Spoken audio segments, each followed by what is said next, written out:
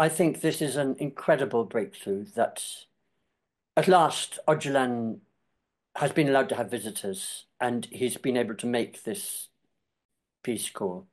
And peace in the Middle East is so urgently needed all over the Middle East, obviously. Obviously, also, it needs some response from the Turkish state, from Erdogan in particular. I feel the message needs to go out that, Erdogan has, in a way, gained quite a lot of credibility worldwide by his stance on the Palestine issue. And of course, some of us may see that as quite hypocritical when he's practicing also what can be seen as a genocide on the Kurdish people. He will gain a lot more credibility if he really makes a proper response now on the Kurdish issue, really responding to the gesture of the PKK.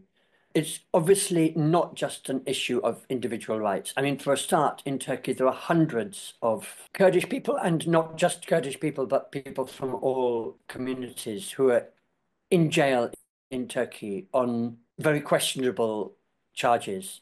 And again, the parallel with India is very strong. There are hundreds or thousands of Adivasis in jail on what we call false charges.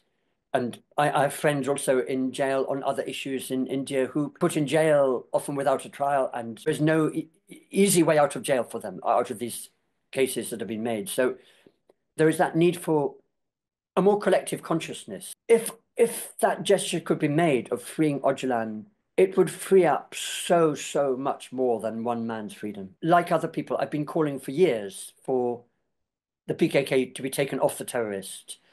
I would say that of all the armed struggles in the world, this is one of the very few one where I do support the use they often made of armed struggle, knowing also the how many times they have called for peace or made gestures towards peace.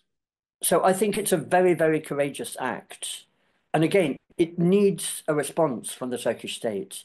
It may seem counterintuitive, this call for the PKK to disarm and to cease to be.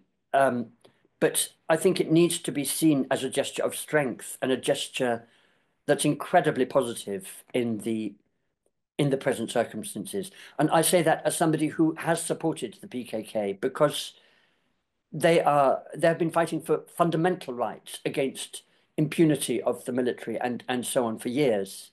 And they've made many peace gestures.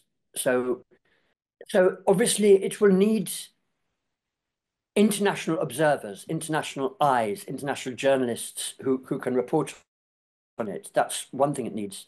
The idea of democratic confederation is such a key to developing democracy in the world. It's a model of democracy. We have a model of democracy that is actually, even in Britain, certainly in India, which is called world's largest democracy, it's not very democratic because so many decisions are taken behind closed doors. The world's resources are not being managed sustainably, to put it mildly. The minerals especially is what I look at. People are looking at oil and much more than that. It needs how you manage water, how you manage land, how you manage forests, and how you manage the minerals. And are they for the people's benefit? All the countries that are called developed countries, if you look at them, they all have the arms industry absolutely at the heart of their economy, including Britain. And this has to change. This is going to be very difficult to change, but those vested interests in war and conflict have to change because the Earth's ecosystems are just being destroyed. So it is the best, how Öcalan has learned from Murray Bookchin and other people and really integrated that into what started out as a traditional Marxist-Leninist viewpoint. It's again something much of huge relevance to the whole world. Ecocide, in my understanding, is always happening or usually happening alongside cultural genocide. And cultural genocide means the people who have lived sustainably on the land since history began, Adivasis or Kurdish communities, they're being thrown off the land And then the land that they have cared for over generations is they have to witness it just being devastated. The Palestinian issue has united, we see a kind of unity over the world from the peoples of the world, which actually includes Erdogan in Turkey.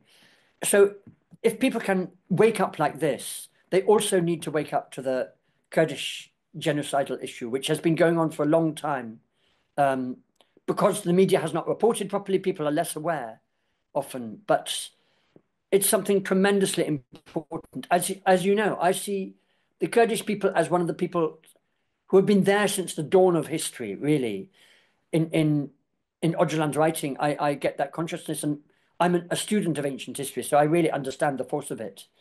Um, like you could say Kurdish people resisted assimilation into the Sumerian Empire 5,000 years ago, and they're at the forefront of refusing assimilation into the oppressive nation state. And I also think of how Öcalan has written about how when he was a schoolboy in Turkey, forced to be in school and say, I am a Turk and to speak Turkish, that is the kind of assimilation that people are resisting more and more in Ecuador, in India, in other places. There needs to be just much more taking responsibility of everybody to stand together in these vital issues that are facing the world in this time where war has been made the biggest business.